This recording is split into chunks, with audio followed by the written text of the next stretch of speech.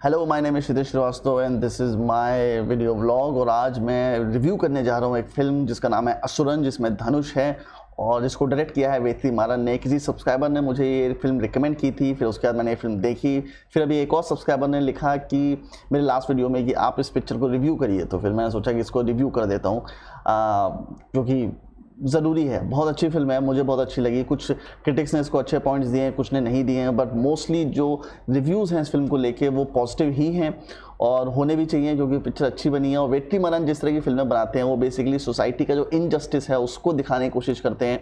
जो anti government है फिल्में हैं उस तरह की फिल्म बनाते हैं बेसिकली। पर ये वैसी प्रोपेगेंडा फिल्में नहीं होती हैं जैसे कि अभी हम लोग हाल में अपने OTT प्लेटफॉर्म्स में और बॉलीवुड में देखते हैं कि प्रोपेगेंडा फिल्म्स बनाते हैं। ये प्रोपेगेंडा फिल्म्स नहीं होती, ये बेसिकली वेल रिसर्च्ड फिल्म्स होती हैं और बहुत अच्छे से इन पर रिसर्च की होती है और ये कहीं ना कहीं बुक पे बेस्ड होती हैं। और जो थिंकिंग है इसके पीछे वो बिल्कुल भी प्रोपेगेंडा की नहीं होती है। क्योंकि मेरा एक ऐसा मानना है कि फिल्म मेकिंग में अगर आपके दिमाग में कुछ चल रहा है तो सबकॉन्शियसली वो आपकी फिल्म में दिखाई पड़ेगा।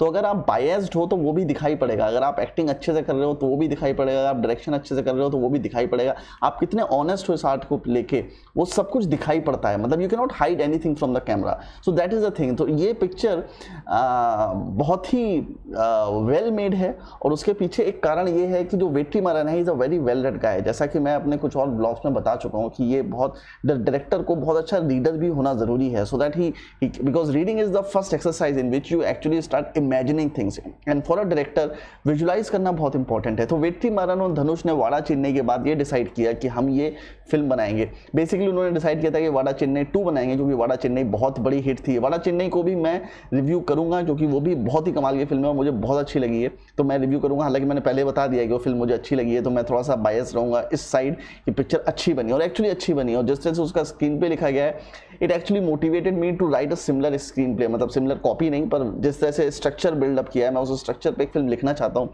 Just to test my abilities as a screen play writer. Anyways so एक टाइम था जब सुरेश कृष्णा और रजनीकांत ने अपना करियर शुरू किया था और उन्होंने एक फिल्म बनाई थी बादशाह और वो उन्होंने डिसाइड किया था कि वो एक पिक्चर के बाद बनाएंगे। वैसे ही वाड़ा चेन्नई के साथ हुआ तो उन्होंने डिसाइड किया कि वाड़ा चेन्नई बाद में बनाएंगे और पहले हम ये असुरन पिक्चर बनाते हैं जो कि उनके लिए ईजी था बनाना। सो बादशाह जैसी ही स्टोरी है इसकी, कुछ बहुत सारी सिमिलरिटीज है। तो जो स्टोरी है इस फिल्म की वो बहुत ही क्लिशेड है।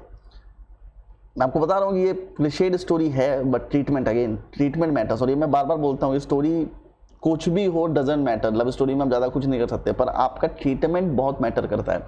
तो इसकी स्टोरी बिल्कुल बादशाह स्टोरी जैसी ही है बट इसका जो ट्रीटमेंट है, जिस तरह से धनुष ने इसको एक्टिंग करी और जिस तरह से एक मैसेकर हुआ था तमिलनाडु में, किल्वन मणि मैसेकर, उससे इंस्पायर होकर इन्होंने इंस्टेंसेस में डाले हैं। और ये बेसिकली एक नॉवल है वेक्कई। एक्चुअली मैंने एक क्रोम ब्राउज़र भी साइड में खोल रखा है क्योंकि मुझे नाम याद नहीं होते हैं तमिल और मलयालम फिल्मों के, तो मैं उसमें से देख लेता हूँ। सो वेक्कई नाम की एक नॉवल है, पूमनी ने क्या कहते हैं लिखी थी वो किताब। And I don't know, I haven't read this book but ऐसा विकिपीडिया में लिखा है कि वो उससे इंस्पायर्ड है बहुत ज़्यादा। अच्छा, एक और चीज़ मैं आपको बताता हूँ कि मेरे को फिल्मों की इतनी नॉलेज क्यों हुई, क्योंकि मैं जब कॉलेज में पिक्चरें देखता था बहुत ज़्यादा, तो उस टाइम पे मेरे पास कोई और रिसोर्स होता नहीं था, ना मुझे फिल्म मेकिंग की कोई नॉलेज थी। सो मैं जब भी कोई फिल्म देखता था उसके IMDb पे जाके उसके बारे में पढ़ता ज़रूर था और विकिपीडिया में जाके उसके बारे में पढ़ता था। तो उस टाइम पे भी मेरी नॉलेज बहुत ज़्यादा थी। तो जब मैं मुंबई पहुँचा तो मुझे बहुत ज़्यादा, कई बार लोग कहते हैं ना कि स्ट्रगल करना पड़ता है, तो मुझे इनिशियल लेवल पर स्ट्रगल नहीं करना पड़ा। उसके पीछे कारण ये था कि मेरी नॉलेज बहुत ज़्यादा थी और वो नॉलेज सबकॉन्शियसली आई थी, जो कि मेरे को पता नहीं क्यों क्यूरियोसिटी होती थी जानने के लिए डायरेक्टर के बारे में, एडिटर के बारे में, कैमरामैन के बारे में। सो मैं अक्सर पढ़ता रहता था और विकिपीडिया पढ़ना आपके लिए बहुत ज़रूरी है। एज अ फिल्म मेकर मैं आपको बता रहा हूँ कि मैं भी पढ़ता हूँ, मैं भी कोई फिल्म देखता हूँ तो उसका विकिपीडिया ज़रूर पढ़ता हूँ just to understand the background and what has happened behind, और बाकी क्रू कौन सा इन्वॉल्व है। क्योंकि 90% टाइम्स आप कास्टिंग नहीं देखते हैं और आपको क्रू के बारे में नहीं पता चलता है कौन कौन है। अब जैसे इसी फिल्म में जो सिनेमेटोग्राफर है उनका नाम है वेलराज, जो कि एक बहुत अच्छे डायरेक्टर भी हैं जिन्होंने VIP करके एक फिल्म बनाई है और धनुष के साथ ही है जो कि बहुत बड़ी ब्लॉकबस्टर थी। उसका पार्ट 2 भी बनाया काजोल के साथ जो कि नहीं चला उतना ज़्यादा, बट अच्छे डायरेक्टर भी हैं और काफ़ी सिनेमेटोग्राफी की और एक्टिंग भी करी है काफ़ी फिल्मों में। So that is one trivia that you need to know. Like कल को अगर आप तमिलनाडु ट्रैवल करते हो और वहाँ पे वेलराज आपको मिल जाता है और आपको पता ही नहीं है वेलराज कौन है, तो आप उससे कभी बात नहीं कर पाओगे। और ये एक चीज़ है जो मैं बताना चाहता हूँ काफ़ी लोगों को कि आपकी नॉलेज फिल्म मेकिंग में अच्छी होनी चाहिए। अगर आप मुंबई जाना चाहते हो तो आपको ये भी चीज़ पता होनी चाहिए कि कौन सा एक्टर, डायरेक्टर, एडिटर, सिनेमाटोग्राफर कैसे दिखते हैं, क्योंकि कई बार मुंबई में वो आपके साथ ही ट्रैवल कर रहे होंगे और आपको उनके बारे में कुछ पता नहीं होगा, तो आप उनसे कभी कॉन्वर्सेशन स्ट्राइक नहीं कर पाओगे। सो सबके बारे में जानना ज़रूरी है, जितने भी लोग फिल्म लाइन से एसोसिएटेड हैं। सिर्फ डायरेक्टर के बारे में जानना जरूरी नहीं है, सिर्फ एक्टर के बारे में जानना जरूरी नहीं है, सबके बारे में जानना जरूरी है, क्योंकि कोई भी मदद कर सकता है। Anyways, coming back to Asuran. So Asuran एक कहानी है बेसिकली, ये शुरू होती है बेसिकली कि धनुष जो है वो अपने बेटे के साथ कहीं पे जा रहा है और उसके पास हाथ में एक बॉम्ब का पैकेट है और हमें नहीं पता होता वो कहाँ जा रहा है, क्या हो रहा है, कुछ लोग उसका पीछा कर रहे हैं। और उसके बाद स्टोरी फ्लैशबैक में जाती है जहाँ हमें पता चलता है कि जो धनुष है इसका एक बीवी है मंजू वारियर। मंजू वारियर बेसिकली मलयालम सिनेमा की टॉप एक्ट्रेस हैं और वो तमिल सिनेमा में अपना पहला डेब्यूट कर रही हैं। सो मंजू वारियर नाम की नहीं, मतलब मंजू वारियर उनकी वाइफ है। उन पिक्चर में तो नाम उनका शायद पचियम्मा है कुछ। और तो धनुष की वाइफ है, 2-3 बच्चे हैं, एक बड़ा बेटा, छोटा बेटा और काफ़ी छोटी बेटी। तो जो बड़ा बेटा है वो थोड़ा सा हॉट हेडेड है और उसका एक जगह झगड़ा हो जाता है ज़मीन को लेके। तो बेसिकली अगेन अपर कास्ट और लोअर कास्ट की लड़ाई है, जो कि एक्चुअली एक टाइम में हमारे देश में बहुत ज़्यादा था, अभी भी है, ख़त्म नहीं हुआ है। तो उस टाइम पे जब ये स्टोरी लिखी गई होगी या स्टोरी को बताने की कोशिश करी है केल्विन मरी मैसेकर के बारे में, तो उस टाइम पे बहुत ज़्यादा था और लोगों को जला दिया जाता था, मार दिया जाता था अपर कास्ट के द्वारा और कोई भी जस्टिस नहीं होता था उनके लिए।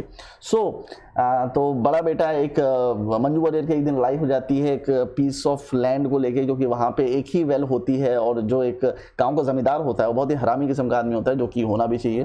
तो तभी स्टोरी बनती है, अच्छा एंटागोनिस्ट चाहिए। तो वो हरामी होता है, तो वो क्या करता है, ट्यूबवेल पे एक कुएं में एक मोटर लगा देता है जिससे सारा पानी उसका निकलने लगता है। तो मंजू वारियर उनसे लड़ने जाती है, तो वहीं पे जो गुंडे से लड़ रही होती है, तो तब तक उसका बेटा देखता है कि मेरी माँ का लड़ाई हो गया है, तो वो जाके उनसे लड़ने लगता है। तो उस लड़ाई में झुकना पड़ता है, तो उस लड़ाई में वो लड़का जेल चला जाता है। पर धनुष को सबसे माफ़ी मांगनी पड़ती है जमींदारों से। पंचायत में फैसला होता है कि धनुष सबसे माफ़ी मांगेगा, तो धनुष पैर पड़ के सबसे माफ़ी मांगता है।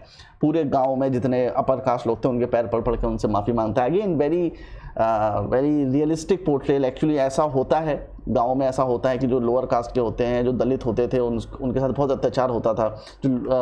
और धनुष ने भी जो उसमें एक्टिंग करी है, लाइक धनुष देखने में बहुत यंग लगता है और कई लोग मुंबई में मेरे को भी धनुष से कंफ्यूज करते थे। कई लोगों ने मुझे मैसेज भी किया था कि तुम धनुष जैसे लगते हो, हालांकि अब मैं धनुष जैसा नहीं लगता, पर करियर शुरुआत में बहुत पतला दुबला था, तो मैं अभी भी पतला दुबला हूँ, पर उस टाइम पे ज़्यादा था।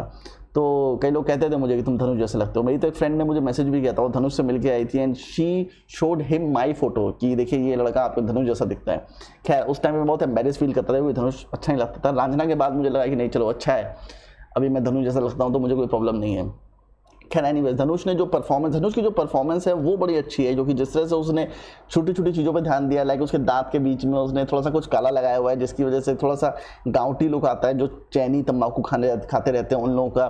तो वो छोटे छोटे चीज़ें बहुत ध्यान दी हैं। दाढ़ी मूछ में उसने किस तरह अपने एक सिंगल बाल सफ़ेद किए हैं और बाल किस तरह से उसके सफ़ेद हैं, वो सब क्या पता उसके सही में बाल सफ़ेद हो, वो बेसिकली काला करता और ये उसका रियल लुक हो, नो वन नोज। बट वो बूढ़ा उतना लग नहीं रहा है जितना लगना चाहिए। तो इनिशियली क्योंकि मैं सबटाइटल में पिक्चर देख रहा था तो मुझे कन्फ्यूजन हुआ, मुझे लगा कि कहीं ये जो लड़का है जिसको वो जो उसका बड़ा बेटा है, कहीं उसका भाई तो नहीं है। बाद में पता चला कि नहीं, ये बाप की भूमिका कर रहा है। सो धनुष उतना एजेड नहीं लगता है पिक्चर में और उसका चेहरा ही ऐसा है कि वो शायद 50 साल के हो जाएगा तो भी यंग लगेगा। कुछ लोगों का होता है चेहरा, जैसे आमिर खान का चेहरा है, कितना बूढ़ा हो जाए वो यंग ही लगता है। सो वैसे ही धनुष का भी चेहरा है। सो एनीवेज, वो पैर पड़ता है। जब बेटा बाहर निकल के आता है तो उसको और एम्बेरसमेंट होता है कि मेरे बाप ने मुझे सिर्फ जेल से निकालने के लिए इतना एम्बेरसमेंट झेला है। तो वो एक दिन जाता है और जो लैंडलॉर्ड होता है, जो जमींदार होता है, उसको जाके चप्पल से मार के चला आता है अकेले में, क्योंकि सबके सामने मारेगा तो बड़ा केस हो जाएगा। तो अकेले में उसको मार के चला आता है। जमींदार को बहुत ज़्यादा एम्बेरसमेंट फील होता है और वो बदला लेने की ठानता है, तो वो उसके लड़के को मार देता है, धनुष के लड़के को, और गर्दन काट के मैदान में छोड़ देता है। वो जो सीन है गर्दन काट के जो मैदान में छोड़ने वाला है, वो बहुत ही अच्छा प्रोस्थेटिक्स का काम किया है, क्योंकि वो लाश एकदम जेन्युइन और ओरिजिनल लगती है, क्योंकि ऐसे ही सड़ने के बाद लाश हो जाती है। तो काफ़ी उस पर अच्छा काम किया है वेट्री मारन ने। सो एनीवेज, वो मर जाता है, पर धनुष कुछ नहीं करता है। तो जिसका जो छोटा बेटा है उसको लगता है कि मेरा बाप जो है वो साला कुछ नहीं करता है, मतलब इतना कुछ हो गया गांव में, इतना इतना जलील हो गया, इतना कुछ हो गया। क्योंकि यंग लड़कों में खून होता है, बहुत ज़्यादा गर्म खून होता है, उनको लगता है कि उनको अत्याचार के खिलाफ आवाज़ उठानी चाहिए। रियलिटी से वो वाकिफ़ नहीं होते कि रियलिटी में आप बहुत सारी चीज़ें जो आप फिल्मी तरह से नहीं कर सकते। हालांकि ये फिल्म भी फिल्मी है और ऐसा नहीं हुआ होगा। केल्विन मनी मसाकर में एक्चुअली लोगों को मार दिया गया था और इतनी बुरी तरह से मारा था कि उनको छोटी छोटी हट्स में बंद कर दिया था और हट में आग लगा दी थी, और अगर कोई हट से बाहर निकलने की कोशिश करता था तो उसको उठा के वापस उस हट में फेंक देते। तो ऐसा मानते हैं कि केल्विन मनी मसाकर में 23 बच्चे मरे थे। सोचिए 44 लोगों में से जो उसमें मरे थे उसमें से 23 बच्चे थे, और कई बच्चे कूद कूद के बाहर आ रहे थे जिनको वापस ये लोग अंदर फेंक दे रहे थे। मतलब they were deliberately killing kids. So it was huge bad thing and no one was convicted in that case। किसी को सजा हुई, पर बाद में हाई कोर्ट में जाके सब लोग रिहा ही हो गए, एक्विट हो गए। So it was a bad thing to happen. मैंने पढ़ा केल्विन मनी मसाकर के बारे में क्योंकि मुझे जानना था कि उसमें क्या हुआ। सो धनुष कुछ करता नहीं है, तो उसका छोटा बेटा जो होता है वो गुस्साता है कि मेरा बाप कुछ करता नहीं है ऐसा ऐसा करके। तो उसके बीच में, उसके बाप के और उसके बीच में हमेशा एक तनातनी रहती है इस चीज़ को लेके कि उसका बाप बहुत ही डोसाइल है, बहुत ही डोरमेंट है, कुछ भी करता नहीं है। अब वो देखता है कि उसकी जो माँ है उसको PTSD हो गया, पोस्ट ट्रोमेटिक स्ट्रेस डिसऑर्डर हो गया है, कि मतलब वो अभी भी इमेजिन कर रही है कि उसका बेटा वापस आएगा। पर एक टाइम आता है जब वो डिसाइड कर लेती है कि नहीं, अब मेरा बेटा वापस नहीं आएगा, इसका श्राद्ध कर लेते हैं। तो श्राद्ध हो जाता है। पर जो उसका छोटा बेटा है धनुष का, चिदम्बरम, वो नहीं मानता है। उसको लगता है कि उसको बदला लेना चाहिए। तो वो क्या करता है, एक दिन जाता है और जाके लैंडलॉर्ड को मार देता है, जबकि वो बहुत छोटा है फिर भी जाके मार देता है। अब वो मार देता है तो जाहिर सी बात है बहुत सारा प्रॉब्लम क्रिएट होगा। तो जो जमींदार के बेटे हैं, भाई लोग हैं, वो सब जाके गुंडे छोड़ देते हैं इनको मारने के लिए। तो धनुष अपनी पूरी फैमिली को इधर उधर भगा देता है, अपनी बीवी और बेटी को कहीं और भगा देता है, अपने साले को कहीं और भगा देता है, खुद अपने लौंडे चिदम्बरम के साथ कहीं और निकल जाता है। और वो डिसाइड करते हैं कि दूसरे गाँव में जाके वो लोग हेल्प मांगेंगे और कहीं कहीं जाके आगे जाके मिल जाएंगे। अब ये जो शुरुआत में जो स्टोरी होती है वापस कनेक्ट होती है, जहाँ पे धनुष अपने बेटे के साथ कहीं कहीं जा रहा है। अब आगे बढ़ते हैं तो इन लोगों को बहुत ज़्यादा हेल्प तो नहीं मिल पाती है, पर जो गुंडे होते हैं और लैंडलॉर्ड के, वो इसको पकड़ लेते हैं, इन लोगों को मतलब ढूंढ लेते हैं। और तब हमें एक चेंज ऑफ पेस देखने को मिलता है फिल्म में कि धनुष जो है अपने बेटे को बचाने के लिए एकदम से सबसे लड़ झगड़ता है, सबसे लड़ पड़ता है और बुरी तरह सबको मारता है। एंड में उनको छोड़ देता है, उनका मर्डर नहीं करता है, पर उनको सबको मारता है। और फिर अपने बेटे को पुरानी एक स्टोरी बताता है कि जो मैंने स्टोरी तुमको पहले बताई थी अपने जीवन के बारे में, वो सही नहीं है, और मैं तुम्हें असली स्टोरी बताता हूँ अपनी लाइफ के बारे में कि क्यों मैं इतना डोरमेंट रहता था जब कोई अत्याचार होता है हमके ऊपर। तो पता चलता है कि पहले जो धनुष था वो किसी के लिए काम करता था, जो कि अगेन गांव का जमींदार था, उसके लिए वो दारू बनाने का धंधा करता था। उससे अच्छा दारू बनाने वाला उस गांव में कोई था नहीं। तो धनुष जो लैंडलॉर्ड होता है उसको एक पांड्या नाम के आदमी से, पंडी नाम के आदमी से इंट्रोड्यूस करता है, जो कि बहुत ही गरीब टाइप का होता है। पर जो लैंडलॉर्ड होता है उसका दूर का रिश्तेदार होता है। वो कहता है इसको भाई काम पे रख लो, उसके पास खाने पीने के पैसे नहीं है। पंडी को वो काम पे रख लेता है। इसी बीच धनुष जो होता है वो शादी के लिए ट्राई कर रहा है, पर शादी उसकी होती नहीं है, जो कि जैसे किसी को पता चलता है कि वो इस धंधे में है तो लोगों से अपनी बेटी देने से मना कर देते हैं। पर उसकी एक रिश्तेदार होती है दूर की, वो कहती है कि अगर तुमसे कोई शादी नहीं कर रहा तो मैं तुमसे शादी करना चाहती हूँ। तो वो एग्री कर जाता है उस चीज़ पे और दोनों का बीच में प्रेम चालू हो जाता है। अब प्रेम में क्या करता है वो कि वो उसको एक चप्पल बनवा के देता है उस टाइम पे। मतलब ये एक्चुअली सच बात है और ये मैंने पढ़ा है मतलब कई किताबों में कि एक्चुअली में चप्पल एक टाइम में बहुत बड़ी रिस्पेक्ट हुआ करती थी। जिनके पास चप्पल होती थी उनको हाई क्लास माना जाता था, जिनमें चप्पल नहीं होती तो उन्हें लो क्लास माना जाता था। और दलितों को चप्पल नहीं दी जाती थी, अगर वो चप्पल पहन ले तो उनको बहुत मारा जाता था। तो इसमें वो अपनी गर्लफ्रेंड के लिए चप्पल बनवाता है। वो चप्पल बनवा के वो कॉलेज जाती है तो बाहर जो पंडी होता है, जिसको एक्चुअली धनुष ने ही काम दिलवाया होता है, वो उसका एटीट्यूड धीमे धीमे अब चेंज होने लगता है और वो अब एक ऐसा इंसान बन जाता है जो अपने आप को बहुत ही हाई क्लास और अपर कास्ट समझता है और लोअर कास्ट से बदतमीजी करने लगता है। मतलब उसका कैरेक्टर चेंज होता है, वो धनुष के अगेंस्ट हो जाता है और वो धनुष लोअर कास्ट, जबकि धनुष ने उसकी हेल्प की थी। तो वो उसकी गर्लफ्रेंड को मारता पीटता है, बहुत बेइज्जती करता है और उसकी चप्पल जो है वो फेंक देता है। तो धनुष आता है, उससे बदला लेता है। पर जब वो बदला लेता है तो उसे पता चलता है जिस लैंडलॉर्ड को वो अपना माई बाप मानता था, जिस लैंडलॉर्ड से उसने पंडी को इंट्रोड्यूस कराया था, वो लैंडलॉर्ड ही उसके अगेंस्ट हो जाता है। तब उसे समझ में आता है कि जो ये दुनिया है ये उस तरह से नहीं चलती जिस तरह से वो सोच रहा है, और अच्छा करने से किसी का अच्छा नहीं होता है।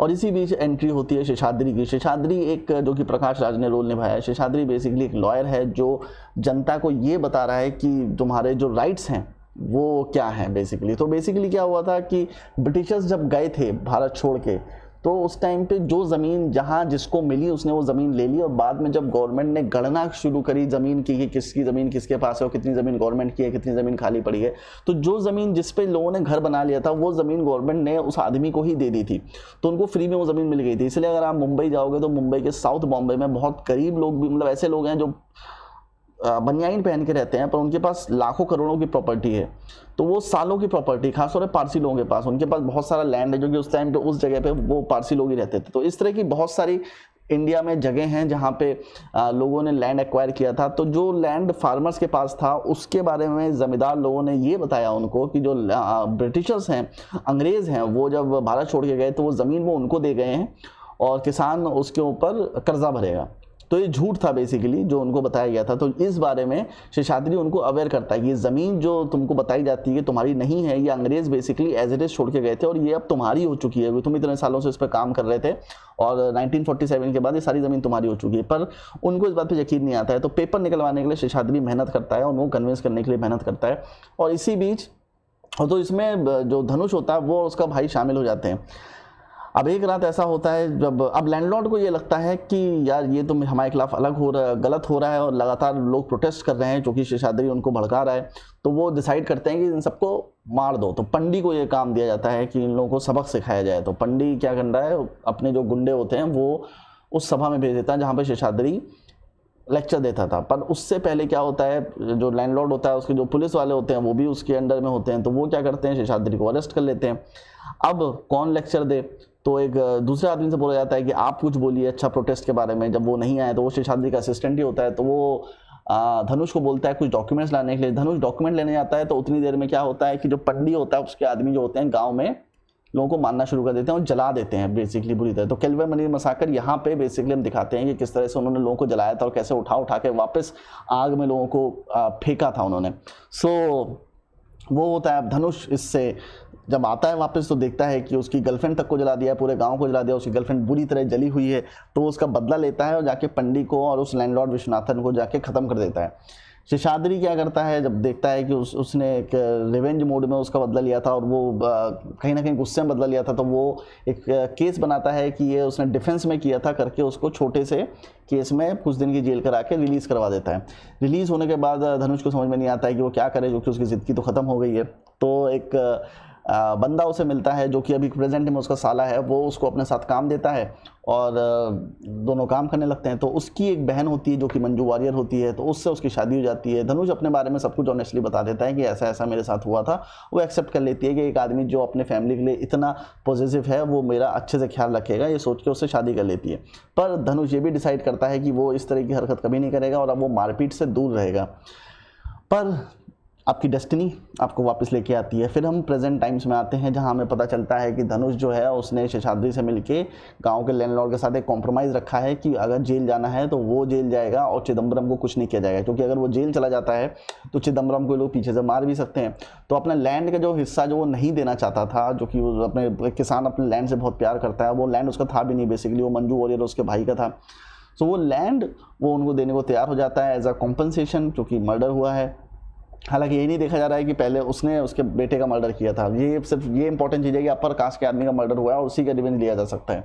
सो खैर वो कॉम्पनसेशन में अपनी ज़मीन देता है और ज़मीन देता है और कहता है कि मेरे बेटे को कुछ हार्म नहीं किया जाएगा। पर ये अच्छा पंचायत के सामने सारे फैसले होते हैं, सब साइन वाइन डॉक्यूमेंट्स होते हैं, पर जो लैंडलॉर्ड के बेटे होते हैं, भाई होते हैं, वो डिसाइड करते हैं कि माँ की आँख ये पंचायत के फैसले से हम एक काम करते हैं, हम जाके चिदम्बरम को मारेंगे। तो वो चिदम्बरम को किडनैप कर लेते हैं और उसको एक जगह जहाँ पे उसने विश्वनाथन को मारा था वहीं पे लाके उसको मार रहे होते हैं। तब धनुष वापस अपने रौद्र रूप में आता है और एक सिकल लेके लोगों को मारना शुरू करता है और सबको मारता है। अगेन मैसिव एक्शन सीक्वेंस होता है जिसमें धनुष को भी चोट लगती है और बाकी लोगों को, काफ़ी लोगों को मार देता है।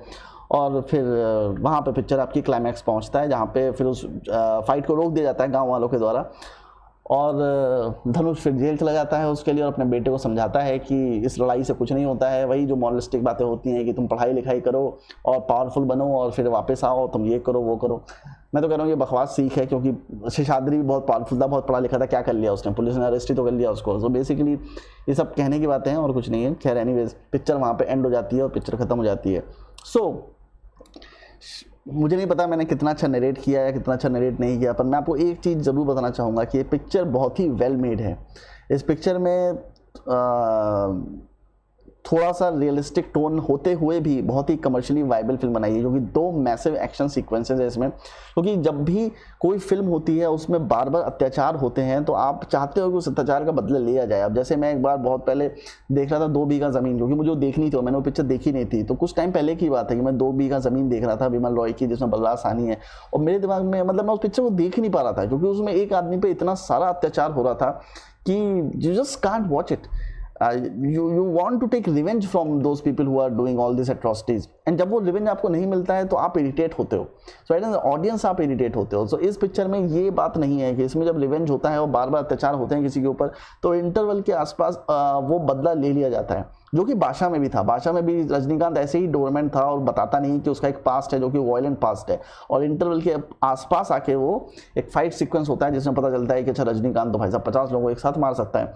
और that is something that excites audience very much, कि जो आपका जो लीड कैरेक्टर है वो लगातार पिटता जा रहा है और फिर एक टाइम पे आके उसका गुस्से का बांध टूट जाता है, और कुछ पर्सनल, अगर आप उसकी पर्सनल लाइफ पर अटैक करते हो तो फिर वो आपको छोड़ेगा नहीं, तो फिर वो अपने रौद्र रूप में आ जाएगा। तो ये इस पिक्चर में बहुत अच्छी तरह से दिखाया गया है। छोटे छोटे चीज़ों पर से बहुत ध्यान दिया हुआ है। मेरे ख्याल से काफ़ी रिसर्च करके, काफ़ी गाँव की चीज़ों पर रिसर्च करके इन्होंने पिक्चर बनाई है। जैसे वो खासतौर पे कुछ सीन्स हैं जैसे जो बड़े आपको हिट करते हैं, जैसे वो बच्चे उसका धनुष के बड़े बेटे का मरने का सीन है, वो बहुत हिट करता है कि ज़रा सी बात पे किसी का मर्डर हो जाता है।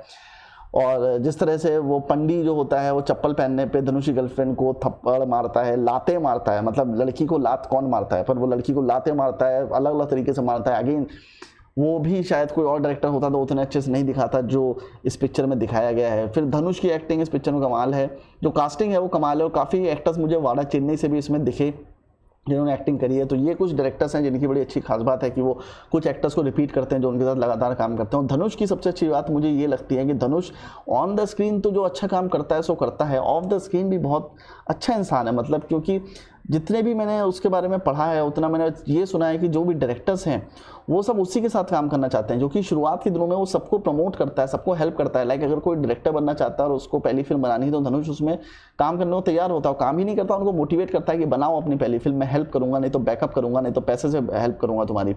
And this is something very good that जो धनुष करता है, जिसकी वजह से आज मेरे ख्याल से वो एक पतला दुबला एक्टर होने के बावजूद काफ़ी नोन एक्टर है, काफ़ी ब्लॉकबस्टर एक्टर है। कमर्शियल एक्टर तो कहीं से दिखता नहीं है, पर उसके बाद भी एक कमर्शियल एक्टर है वो। So hats off to Dhanush for all these things that he does behind the screen. So acting wise ये पिक्चर बहुत अच्छी है, सिनेमाटोग्राफी वाइज भी पिक्चर अच्छी है, पर ऐसा कुछ नहीं है सिनेमाटोग्राफी में जो दूसरा सिनेमाटोग्राफर नहीं कर सकता था। लाइक रॉजर डिकिंस वाला टच नहीं है कि कुछ क्रिएटिव करने की कोशिश की है, कुछ फोरग्राउंड बैकग्राउंड करने की कोशिश की गई है, जो कि अच्छी चीज़ है। मतलब बहुत ज़्यादा सिनेमाटोग्राफी से आपको लोगों को डिस्ट्रैक्ट करने की जरूरत नहीं है। जैसे कल मैं सुपर डिलक्स के बारे में बता रहा था कि उसमें सिनेमाटोग्राफी बहुत अच्छी है और वो अलग से स्टैंड आउट होकर आती है और आप उसको एक्चुअली नोट करते हो। तो ज़रूरी नहीं है कि आप ज़बरदस्ती सिनेमाटोग्राफी को नोट करो। एडिटिंग इस पिक्चर की बहुत स्लिक है, मेकअप बहुत अच्छा है, जिस तरह से लोगों को दिखाया है, जिस तरह से एक्टर्स को दिखाया है, जिस तरह से खासतौर पे धनुष का मेकअप किया है वो बहुत अच्छा है। इवन धनुष का जो यंग वर्जन है उसमें जिस तरह से उसकी मूछें बीच से काट के रखी उन्होंने, वो मैंने इवन शायद MGR या NTR की मूछें इस तरह की होती थी। Again it looks very very classic Tamil structure, तो बड़ा अच्छा लगता है उसको देख के। सो असुरन पिक्चर की ये खामी आप कह सकते हैं कि कैरेक्टर्स बहुत ज़्यादा डेवलप नहीं है। बट अगेन मेरे ख्याल से इंडियन क्रिटिक्स को या शायद बहुत सारे क्रिटिक्स को ये समझ में नहीं आता, क्योंकि मैं ऐसे कुछ क्रिटिकल रिव्यूज़ पढ़ रहा था कुछ दिन पहले असुरन के बारे में, जिसमें उन्होंने लिखा था कैरेक्टर्स बहुत वेल डेवलप नहीं है। सो हाँ, कई बार कैरेक्टर में आंख नहीं होते हैं, वो वेल डेवलप नहीं होते हैं, बट दैट्स ओके, क्योंकि शायद वो स्टोरी उस बारे में नहीं है। तो ये स्टोरी बेसिकली धनुष के बारे में थी, ये स्टोरी बेसिकली एक एट्रॉसिटी दिखाने के बारे में थी, ये स्टोरी बेसिकली जो हमारी सोसाइटी में डिवीजन है उसको दिखाने के बारे में थी। और सबसे अच्छी बात यह है कि इस पिक्चर में कोई प्रोपेगेंडा नहीं है, मतलब जो है वो एज इट इज़ दिखाया गया, and you won't feel that in this thing. जो मैं अभी रिसेंटली बहुत नोट कर रहा हूँ बार बार उन फिल्मों में जो हम लोग के बॉलीवुड में और OTT पे बनती हैं, इसके बारे में बता भी चुका हूँ आपको खैर ये एक मस्ट वॉच फिल्म है और मुझे लगता है कि आपको देखनी चाहिए और आप ज़रूर देखिए, क्योंकि शायद अमेजन प्राइम पे ये अवेलेबल है, ईजिली अवेलेबल है और ईजिली देखने लायक पिक्चर है। और जितना भी मैं तमिल सिनेमा मलयालम सिनेमा देख रहा हूँ आजकल, क्योंकि मैंने बहुत टाइम बाद इसको देखना शुरू किया। कॉलेज टाइम में बहुत मलयालम फिल्म देखता था, मोहनलाल की फिल्में देखता था और उस टाइम पे यूट्यूब पे बहुत ईजिली अवेलेबल भी थी। मुझे सिर्फ डालना पड़ता था मलयालम फिल्म इंग्लिश सब्स और मुझे मिल जाती थी। सब्स मतलब सबटाइटल्स, उसका शॉर्ट वर्जन होता था सब्स, तो वो मुझे पिक्चरें मिल जाती थी।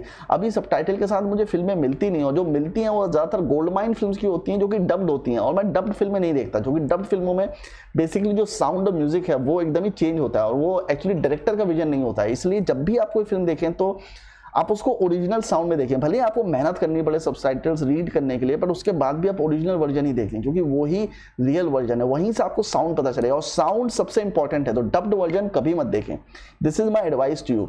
हमेशा हमेशा हमेशा वही वर्जन देखें जो डायरेक्टर ने बनाया है, डायरेक्टर्स का ही कट देखें, तो आपको पिक्चर ज़्यादा अच्छे समझ में आएगी। जिसलिए असुरन इतनी अच्छी पिक्चर है, क्योंकि इसका जो डायरेक्टर्स वर्जन है वो बहुत इंटरेस्टिंग है। और एक चीज़ और, इसमें जो बैकग्राउंड म्यूजिक है वो बहुत ज़्यादा लाउड नहीं है। कई कई जगह ऐसी जहाँ पे बैकग्राउंड म्यूजिक है ही नहीं, मतलब ज़बरदस्ती बैकग्राउंड म्यूजिक डालने की कोशिश नहीं की है। पर ऐसा हो सकता है कि जो डब्ड वर्जन है उसमें बैकग्राउंड म्यूजिक डाल दें, क्योंकि कई बार लोग अपना दिमाग ज़्यादा लगा देते हैं। पर एक्चुअली डब्ड वर्जन में क्या होता है, मैंने डबिंग का ये जो वर्जन है ये देखा है और मुझे बेसिकली एक प्रपोजल आया भी था कि आप फिल्म डबिंग का काम शुरू करो, पर मैंने किया नहीं, because I don't like that kind of work.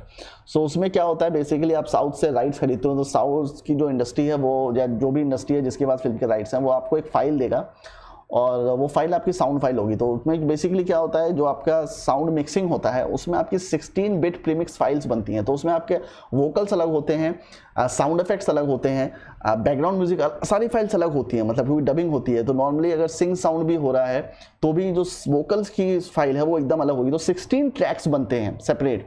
तो 16 ट्रैक्स की जो फाइल होती है वो आपको दी जाती है, उसमें से आप वोकल्स हटा देते हो और उन वोकल्स की जगह आप अपने हिंदी के वोकल्स लगा देते हो। तो नॉर्मली ऐसा ही होता है, पर कई शूरवीर हैं, कई इंटेलिजेंट लोग हैं जिनको लगता है कि वो डायरेक्टर से ज़्यादा इंटेलिजेंट है, तो वो उसमें एसएफएक्स बढ़ा देते हैं, वो जो डबिंग होती है उसमें रिवर्बरेशन ज़्यादा डाल देते हैं, उनको समझ में नहीं आता वो सारी चीज़ें, तभी तो वो डबिंग आर्टिस्ट हैं, डबिंग कोऑर्डिनेटर्स हैं, वो डायरेक्टर नहीं है। सो वो सारी चीज़ें चेंज कर देती हैं आपके डबिंग को।